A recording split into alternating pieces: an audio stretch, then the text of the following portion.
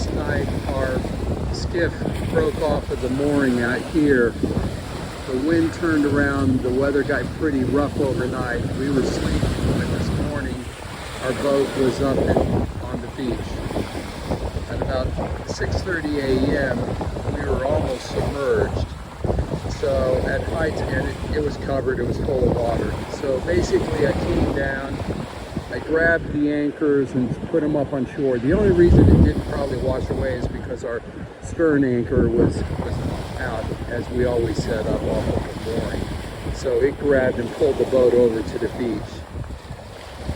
I then pulled out the 2 plugs on the boat so that it would drain out the water down to those hole marks. But because the bow is pointed in, it still has water in it. I took everything out, put it up on shore, and now I've got a couple of things to basically get the rest of the water out. I've got a jury-rigged sump pump that I can connect to this battery, get it started. I also have a hand pump here. Works very similar to how you would pump air in a tire, except in this case it sucks the water out. And then there's always the scoops that we like to make out of half-gallon jugs. Just cut the bottom off, come with a handle, and they work great. So let's get this to work. Alright, so I've got the pump connected up. It's pumping out. This thing is rated 300 gallons. So I'm going to let this start with the hard work, and then as it gets down we can scoop it out. And really my goal is to get enough water so that it's light enough that I can spin this around, point the bow out, and once we do that, once the bow is pointed up towards the higher part of the land, everything will come out the back. Alright, so it's working pretty well. Hopefully the battery will hold on until I get most of the water out. It saves me the manual pumping effort. And like I said, once we get enough water out, this will be light enough we can just spin it around and the rest will come out.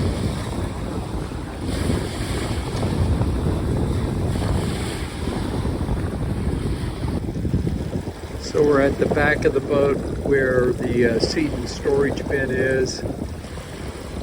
You can actually use those to hold bait fish. If you're out fishing, you don't need to sit.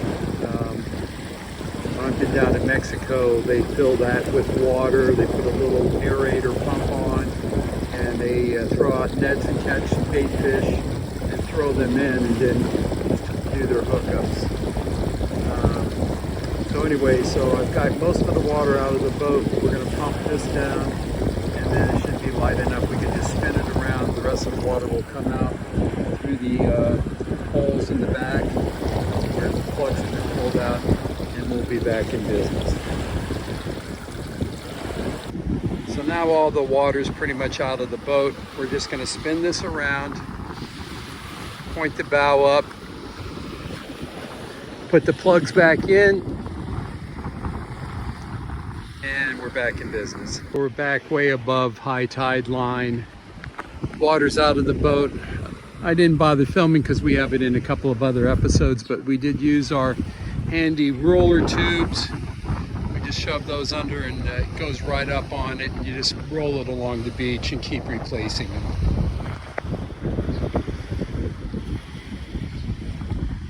Back in business. We're going to wait until the weather turns. Maybe tomorrow we'll be back in business.